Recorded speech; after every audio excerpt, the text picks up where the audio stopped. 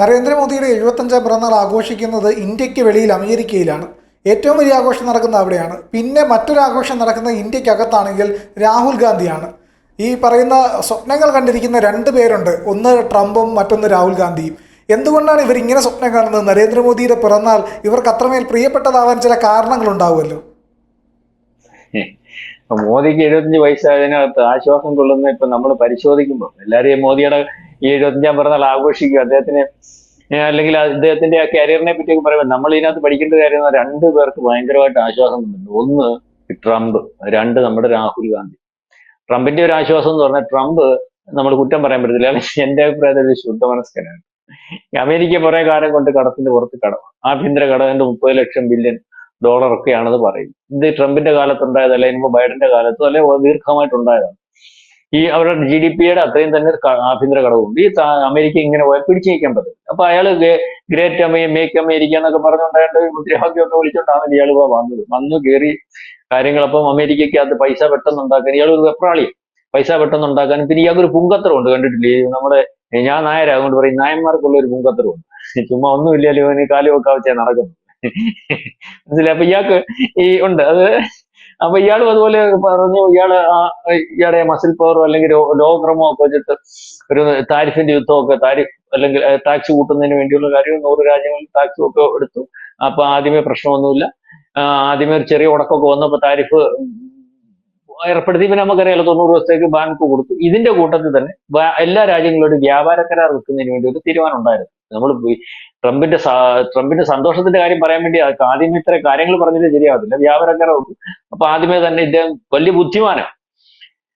ആദ്യമേ തന്നെ ലോകത്ത് ഇപ്പൊ ഏറ്റവും ഉറ്റുനോക്കുന്ന അല്ലെങ്കിൽ അമേരിക്കയുമായിട്ട് കയറ്റിയിറക്കും മറ്റു കാര്യങ്ങളും ഒക്കെ ഉള്ളതും വ്യാപാരം ഉള്ളതും സൗഹൃദം ഉള്ളതായിട്ടുള്ള രാജ്യമാണല്ലോ ഇന്ത്യ. ഇന്ത്യയുമായിട്ട് ആദ്യമേ വ്യാപാര കരാർ പുള്ളി അങ്ങ് അനൗൺസ് ചെയ്തു. ആദ്യമായിട്ട് വ്യാപാര കരാർ ഏർപ്പെടുത്തുവാൻ പോകുന്നത് ഇന്ത്യ മഹാരാജ്യം. അമേരിക്കയിലെ 30 കോടി ജനമാണുള്ളത്, ആലോചിച്ചോളൂ. ഇവിടെ 140 കോടി ജനമാണുള്ളത്. അതായത് ഇവിടുത്തെ പരിശോധിക്കുമ്പോൾ വാങ്ങൽ ശേഷി അല്ലെങ്കിൽ മിഡിൽ കാസ്റ്റ് ആൾക്കാർ ഏതാണ്ട് 30 കോടിക്ക് പുറത്താണ്, 50 കോടിക്ക് അടുത്ത് വരും. അപ്പൊ ആ ഒരു രാജ്യത്തോടാണ് ഇവര്, അതായത് ആഭ്യന്തര വിപണി ലോകത്തെങ്ങും എല്ലാ രാജ്യങ്ങളും അംഗീകരിക്കുന്ന ഒരു രാജ്യമാണ് നമ്മുടെ രാജ്യം. ആഭ്യന്തര വിപണി ആര് തോപ്പിച്ചാലും നമ്മളെ തോപ്പിക്കാൻ ഒക്കത്തില്ല. അതാണ് ഇന്ത്യയുടെ ഒരു പ്രത്യേകത. ആ രാജ്യത്തോട് ഇയാൾ താരിഫ് വ്യാപാര കരാർ ഉണ്ടാക്കണം പുള്ളി കയറി പറഞ്ഞു. പുള്ളിയുടെ ഇവിടുന്ന് നമ്മൾ അങ്ങോട്ട് കയറ്റുമതി ഇറക്കുമതി ചെയ്തു. നമ്മുടെ കയറ്റുമതി ഇറക്കുമതിക്കകത്ത് ഈ പറഞ്ഞ പോലെ സാധനത്തിനകത്ത് നമുക്ക് ശാല 80, അവർക്ക് 40 ഡോളർ വെച്ച് ബില്യൺ വരുമ്പോ അങ്ങനെ വരുന്നുണ്ട്. ബാക്കി പല സംവിധാനത്തിൽ കൂടി നമ്മുടെ ഇവിടുന്ന് കാശുണ്ടാക്കുന്നുണ്ട്. അറിയാലോ, ഫേസ്ബുക്ക് ആയാലും വാട്സപ്പ് ആയാലും ബാങ്കിങ് മേഖലയായാലും വിദ്യാഭ്യാസ മേഖലയായാലും പല മേഖല, അവന്റെ ആയുധങ്ങൾ മേടിക്കുന്ന പല രീതിയിലുണ്ട്. അപ്പൊ ഇതൊക്കെ മറച്ചു പിടിച്ചോണ്ട് നമുക്കിതെല്ലാം അറിയാം. നമ്മൾ ആദ്യമേ ഓപ്പൺ ചെയ്തപ്പോ പറഞ്ഞതാ ഇങ്ങനെയൊക്കെയുള്ള കാശ് നമ്മുടെ ഇവിടുന്ന് വരുന്ന കോടികൾ ഉണ്ടാക്കുന്നുണ്ട്. അപ്പൊ അതൊന്നും പുള്ളിക്ക് വിഷയമല്ല. നമ്മളുടെ സാധനമെല്ലാം അവിടെ താരിഫ് ഇല്ലാതെ വിൽക്കുന്നു, നമ്മൾ അവർ താരിഫ് ഏർപ്പെടുത്തുന്ന രീതിയിലൊക്കെ ഈ താരിഫിന്റെ യുദ്ധമായിട്ട് വന്ന് വ്യാപാര കരാർ വന്നു. അവർ അവിടുത്തെ പുഴുത്ത പാലും ഈ പറഞ്ഞതുപോലെ ജനിതക വ്യത്യാസം വരുത്തിയ ഈ സാധനവും കാർഷിക സാധനം ഇവിടെ വിൽക്കണമെന്ന് പറഞ്ഞു. അത് അറിയാമല്ലോ, ചോളം ഉൾപ്പെടെ ചോളമല്ല സോയാബീൻ ഉൾപ്പെടെ ഇപ്പൊ നടക്കത്തില്ല. ഇത് വലിയൊരു ചതിയായിരുന്നല്ലോ പണ്ട് തൊട്ടേ നമ്മളെപ്പോലുള്ള രാജ്യങ്ങളോട് ചെയ്തത്. ഒന്നാമത്തെ കാര്യം, ഈ ജനിതക മാറ്റം വരുത്തിയ സാധനങ്ങൾ ഇവിടെ കൊണ്ടുവന്ന് വിറ്റാല് നമ്മുടെ വിൽക്കുന്നത് മാത്രമല്ല, നമ്മുടെ കാർഷിക ഉൽപ്പന്നങ്ങൾ നമുക്കിവിടെ വിൽക്കാനും പറ്റത്തില്ല. നമ്മള് പശുവിന്റെ കറന്നെടുക്കുന്ന ശുദ്ധമായ പാല് നമുക്ക് ഉപയോഗിക്കാൻ പറ്റത്തില്ല. അവന്റെ അവിടെ കോഴിത്തീറ്റ കുടിച്ചു കൊടുക്കുന്ന, അതായത് നോൺ വെജ് പാൽ ഇവിടെ കൊണ്ടുവന്ന് വിൽക്കണം. അവിടെ വിപണി കൊടുക്കുന്നില്ല, നമ്മുടെ സാധനം ഇവിടെ വിൽക്കാൻ പറ്റത്തില്ല. അങ്ങനെ പറയുന്നത് നടക്കത്തില്ല എന്ന് പറഞ്ഞു. മാത്രമല്ല, ഞാൻ ജനിതകമാറ്റം പറഞ്ഞില്ല, ജനിതകമാറ്റം വരുന്നത് കഴിഞ്ഞ ദിവസം അവരുടെ ഒരു വ്യക്താവ് പറഞ്ഞല്ലോ, ഒരു മണി അരി പോലും മേടിക്കുന്നു. ഇതിവിടെ കൊണ്ടുവന്ന് ഫ്രീ ആയത് വിറ്റാൽ നമ്മുടെ ആൾക്കാർ മേടിച്ച് കഴിക്കുകയാണ്. വല്ല നമ്മൾ കേട്ടാ ഭയന്നു. മേടിച്ച് കഴിക്കുന്നതിന്റെ കൂട്ടത്തിലുള്ള കുഴപ്പം എന്തെന്നറിയോ? നമുക്ക് അസുഖം വരുക. അപ്പൊ ഇതിവിടെ ഈ സാധനം വിൽക്കുന്നതിന്റെ കൂട്ടത്തിൽ തന്നെ നമ്മുടെ അസുഖം നേരത്തെ വരാനുള്ള അസുഖം നേരത്തെ റിസർച്ച് ആ മരുന്നുകൂടി ഇവിടെ ഇറക്കി വിൽക്കുക. ഇത്ര വലിയൊരു മോശമായ കമ്പോളമായി ഈ വലിയ വലിയ കമ്പനികൾ ചെയ്തുകൊണ്ടിരിക്കുന്നത്. ആഹാരം തരുക, ആ ആഹാരം അസുഖം ഉണ്ടാകാൻ വേണ്ടിയുള്ള ആഹാരം, അതുകൊണ്ടുണ്ടാകുന്ന അസുഖത്തിന് വേണ്ടിയുള്ള മരുന്നൂടെ അവൻ അതിന്റെ കൂടെ പ്രിപ്പയർ ചെയ്തിട്ട് ഇവിടെ കൊണ്ടുതരും. അപ്പം ഇതാണ് പ്ലാൻ. അപ്പൊ ഇന്ത്യയിൽ നടക്കത്തില്ലെന്ന് പറഞ്ഞ ആ രീതിയിലേക്ക്. പിന്നെ താരിഫ് വരട്ടെ, റഷ്യ ആയിട്ടുള്ള വരട്ടെ, 50% ആക്കിയതൊന്നും നമ്മൾ മൈൻഡ് ചെയ്യുന്നില്ല. കഴിഞ്ഞ ആഗസ്റ്റ് മാത്രം നമ്മൾ ഈ താരിഫ് ഏർപ്പെടുത്തിയതിനു ശേഷം നമ്മുടെ കയറ്റുമതി 9% വർദ്ധിച്ചു. അപ്പൊ ഇന്ത്യയോട് കളിച്ചാൽ ഇന്ത്യ നടക്കത്തില്ലെന്ന് മനസ്സിലായി. ഇയാൾ വിരട്ടി നോക്കി ബാക്കിയുള്ള യൂറോപ്യൻ രാജ്യങ്ങളെയും G7 രാജ്യങ്ങളെയും നാറ്റോ രാജ്യങ്ങളെയും ഒക്കെ വിളിച്ചു പറഞ്ഞപ്പോൾ അവരൊക്കെ പറഞ്ഞു, എന്റെ പൊന്നെ, നിങ്ങൾ ഈ പറയുന്ന പോലെ നമുക്ക് അവരുമായിട്ടുള്ള ബന്ധം മാറ്റി നിർത്തിക്കൊണ്ടുള്ള കാര്യമൊന്നുമില്ല. ഇവിടെ ഈ പറയുന്ന കണക്കുള്ള ആഡംബരമൊക്കെ ഉള്ളു, പഴയ പോലെ പൈസയൊന്നുമില്ല. കാരണം സാധനം കൊണ്ടും കയറ്റുമതി നടത്തിയാലും കാര്യങ്ങൾ നടത്തിയാലും ഒക്കൂ. പഴയ ചാട്ട് ആൾക്കാർ നോക്കുമ്പോൾ പഴയ സംവിധാനമൊക്കെ ഉണ്ട്, പക്ഷെ ഉള്ളി നോക്കുമ്പോൾ ഒന്നുമില്ല. അപ്പൊ ഈ പറയുന്നത് പോലെ ഇയാൾ പറയുന്നിടത്തൊന്നും ഇയാളുടെ സഖ്യരാജ്യങ്ങളും മറ്റു രാജ്യങ്ങളും ഒന്നും നിൽക്കുന്നില്ല. ഈ ഏർപ്പെടുത്തിയ താരിഫ് കൊണ്ട് ഇദ്ദേഹത്തിന്റെ കൂടെ നിന്നവരെ പോലും ഇദ്ദേഹം ഉപദ്രവിച്ചല്ലോ. അതുകൊണ്ട് ഇദ്ദേഹത്തോട് വൈരാഗ്യ ബുദ്ധിയായി ലോകക്രമത്തിനകത്ത് വ്യത്യാസം വന്നു. ഒരു രീതിയിലും ഇന്ത്യ അടുക്കുന്നില്ല. ഇദ്ദേഹത്തെ വിളിക്കുമെന്നും അല്ലെങ്കിൽ ഒരു സെറ്റപ്പ് ഉണ്ടാക്കുന്ന ആളിനെ വിടുമെന്നും പറഞ്ഞു. നമ്മൾ ആളിനെയൊക്കെ വിട്ടായിരുന്നു കേട്ടോ. ഇപ്പൊ തന്നെ ഈ ഈ നേരത്തെ വ്യാപാര കരാർ ചെയ്ത് നമ്മൾ അവിടെ ആളിനെ വിട്ടത് പീയൂഷ് ഗോയൽ സംസാരിച്ചിട്ട് നമ്മൾ അന്ന് പീയൂഷ് ഗോയലിന്റെ പത്രസമ്മേളനമൊക്കെ പ്രിയം കണ്ടായിരുന്നല്ലോ. ശരിയാ, കാര്യങ്ങൾ സംസാരിച്ച് നമുക്ക് ഉതകുന്ന രീതിയിലേക്കുള്ള കാര്യങ്ങൾ സംസാരിക്കുന്നില്ല, അങ്ങോട്ട് നമ്മൾ തിരിച്ചു പോകുന്നു. ഇവിടെ തിരിച്ചു പോകുന്നു. അതിനുശേഷം ഇപ്പോഴും നമ്മൾ സംസാരിക്കുന്നുണ്ട്. ഇപ്പൊ അവരുടെ ആൾക്കാർ ഈ പറയുന്ന സമയത്ത് മൈ ഫ്രണ്ട് എന്നൊക്കെ പറഞ്ഞ് വിളിച്ച് 75ാം പിറന്നാൾ ആഘോഷ സമയത്ത് ഇവിടെ സംസാരിച്ചുകൊണ്ടിരിക്കുക. അപ്പം ഞാൻ പറഞ്ഞു വന്നത്, ഇപ്പം ഈ പറഞ്ഞതുപോലെ ഇന്നലെ, അതായത് ഒരു രീതിയിലും അടുക്കാത്ത ഇന്ത്യ, അല്ലെങ്കിൽ പണപ്പെരുപ്പം വന്നുകൊണ്ടിരിക്കുന്ന അമേരിക്ക, നമുക്ക് നഷ്ടമില്ലെന്നൊന്നും പറയുന്നില്ല. നമ്മുടെ നഷ്ടം നമ്മൾ വേറെ സംവിധാനത്തിലേക്ക് മാറ്റി. അല്ലെങ്കിൽ ആന്ധ്രാപ്രദേശിനൊക്കെ 25,000 കോടി രൂപയുടെ ഈ ചെമ്മീൻ കയറ്റുമതിക്കകത്ത് ഓർഡർ നഷ്ടപ്പെട്ടായിരുന്നു. ആ ഓർഡറൊക്കെ വേറെ പ്ലേസ് ചെയ്തു. യൂറോപ്യൻ രാജ്യങ്ങളിൽ തന്നെ ഏതാണ്ട് 100 പ്ലേസ് ചെയ്തുകൊണ്ടിരുന്ന 164 അല്ലെങ്കിൽ GCC രാജ്യങ്ങളൊക്കെ നമ്മൾ കൊടുത്ത് നമ്മൾ വേറെ കമ്പോളം കണ്ടെത്തി. ലാറ്റിൻ അമേരിക്കൻ രാജ്യങ്ങളിൽ വരെ അല്ലെങ്കിൽ മറ്റു പല രാജ്യങ്ങളിലൊക്കെ നമ്മൾ ഈ പറഞ്ഞ നമ്മുടെ കയറ്റുമതിക്ക് അത് വർധന വരുത്തും. അപ്പം ഈ സമയത്ത് ഒരു രീതിയിലും പിടിച്ചേക്കാൻ പറ്റാത്തതും അമേരിക്കയിൽ ട്രംപിന് വിശ്വാസം നഷ്ടപ്പെടുന്നതും അവിടെ അകത്ത് പ്രക്ഷോഭം, അവിടെ ഈ പറയുന്ന പോലെ നമ്മളുമായിട്ടുള്ള താരിഫ് ഏർപ്പെടുത്തിയതിനു ശേഷം സാമ്പത്തിക മാന്ദ്യം, ഏതാണ്ട് 1/3 സ്റ്റേറ്റുകൾ, അല്ലെങ്കിൽ ഏറ്റവും കൂടുതൽ GDP ഗ്രോത്ത് ഉണ്ടാക്കുന്ന സ്റ്റേറ്റുകൾ ഇപ്പൊ സാമ്പത്തിക മാന്ദ്യം വരുന്നു, വിലക്കയറ്റം ഉണ്ടാകുന്നു, തൊഴിൽ നഷ്ടപ്പെടുന്നു, സാധാരണക്കാരന് അവിടെ സാധനം മേടിക്കാൻ പറ്റാതെ വരുന്നു. അതായത് നമ്മളോട് താരിഫ് അവൻ ഏർപ്പെടുത്തി അവന് പണി മേടിക്കുന്ന ഒരു അവസ്ഥ വന്നു. ഇതിനകത്ത് മാറ്റം വരുത്തിയില്ലെങ്കിൽ, ഇന്ത്യ വഴങ്ങിയില്ലെങ്കിൽ, അല്ലെങ്കിൽ ഇന്ത്യയിലെ സാധനങ്ങൾ, അല്ലെങ്കിൽ ഇന്ത്യയിലേക്ക് സാധനം കയറ്റിവിടാൻ പറ്റില്ല, അമേരിക്ക പെടുന്ന ഒരു അവസ്ഥ വന്നപ്പോൾ ആ പിറന്നാൾ വന്നു, 75ാം പിറന്നാൾ. രക്ഷപ്പെട്ടു. അതിന്റെ കെയർ ഓഫിലെങ്കിലും അങ്ങോട്ട് വിളിച്ചില്ലല്ലോ, ഒരു രീതിയിലും അടുക്കുന്നില്ലല്ലോ.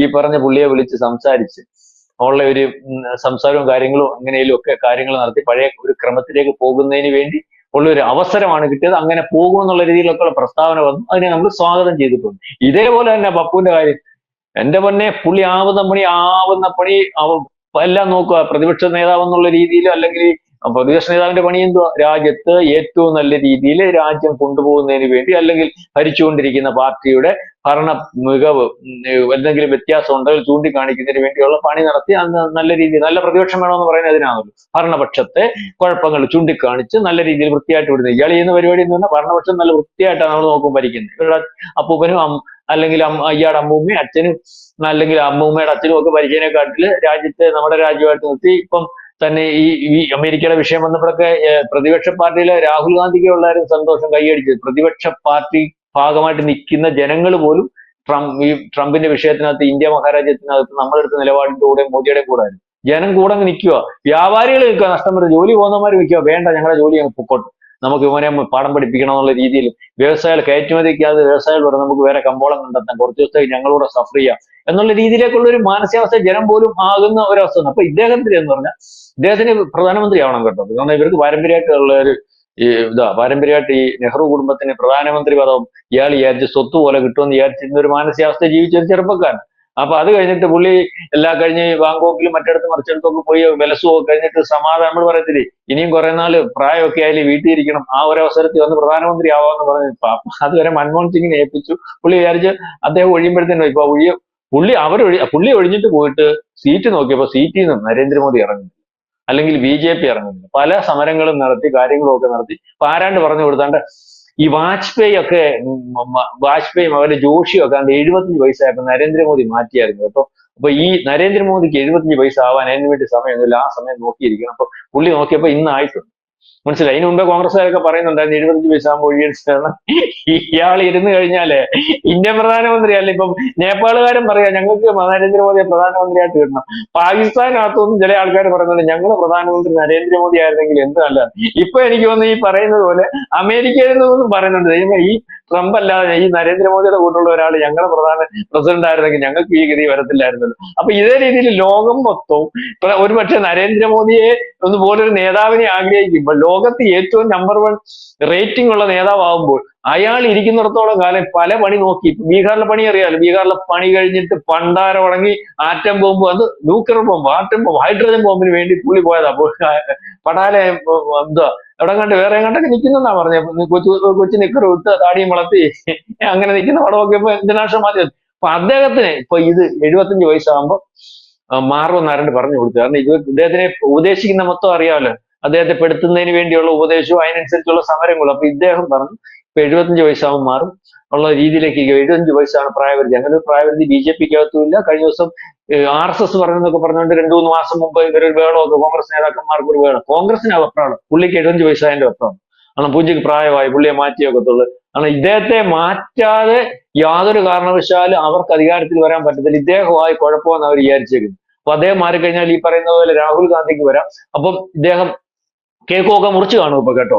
രാഹുൽ ഗാന്ധി ഇദ്ദേഹത്തിന്റെ പിറന്നാളുമായിട്ട് രഹസ്യമായിട്ട് അമ്മയ്ക്കും അല്ലെങ്കിൽ പെങ്ങളും ഒക്കെ ആയിട്ട് കേക്കൊക്കെ മുറിച്ച് പുള്ളിയുടെ ആൾക്കാർക്കൊക്കെ കൊടുത്തു കാണും. കാരണം മോദിയുടെ പിറന്നാൾ 75 പറഞ്ഞാൽ ഇനി മോദി മാറി, എനിക്ക് പ്രധാനമന്ത്രി ആവാൻ പറ്റും എന്നുള്ള രീതിയിൽ. അപ്പം ഇതിനകത്ത് 2-3 കുറെ ആൾക്കാർ ഇങ്ങനെ സന്തോഷിക്കുന്നുണ്ട്. കോൺഗ്രസിന്റെ ഭരണം വരുമ്പോൾ പിന്നെ KC വേണുഗോപാലും കേന്ദ്രമന്ത്രി ആവുമല്ലോ. അപ്പൊ ഇങ്ങനെ ഒത്തിരി പേര് മോദിയുടെ 75 വയസ്സിനകത്ത് നോക്കിയിരുന്ന് അല്ലെങ്കിൽ ആഘോഷിക്കുന്നുണ്ട്. ലഡു പൊട്ടുന്ന പലരും ഉണ്ട്. അതിനകത്ത് ട്രംപിന്റെ ലഡു പൊട്ടുന്നതിന്റെ കാര്യം, ട്രംപിന്റെ കയ്യിൽ നിന്ന് കളി പോയി. ഇനി ഈ ഒരു അവസരത്തിൽ ഇദ്ദേഹത്തെ വിളിച്ച് ആ ഒരു കാരണം പറഞ്ഞ് വീണ്ടും ഒരു സൗഹൃദം ഉണ്ടാക്കി അവർക്കുണ്ടാക്കിയ സാമ്പത്തിക നഷ്ടവും അദ്ദേഹത്തിന്റെ അവിടെ ഉണ്ടാക്കിയ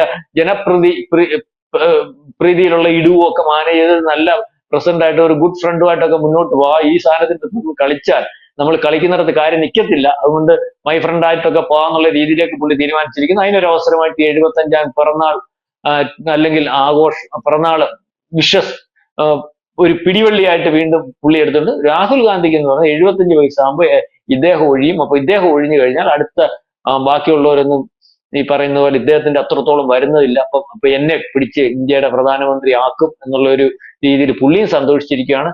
ഏതായാലും ഇദ്ദേഹത്തിന്റെ പിറന്നാൾ ഒരു ആശ്വാസമായിട്ട് രാഹുൽ ഗാന്ധിക്കും ഒരുപക്ഷെ ട്രംപിനും മറ്റു പലർക്കും ആയിട്ടുണ്ട്. 75 ഇനി ആശ്വസിക്കാം എന്ന് വിചാരിച്ചിരിക്കുന്നു എന്നതാണ് നമുക്ക് മനസ്സിലാവുന്നത്.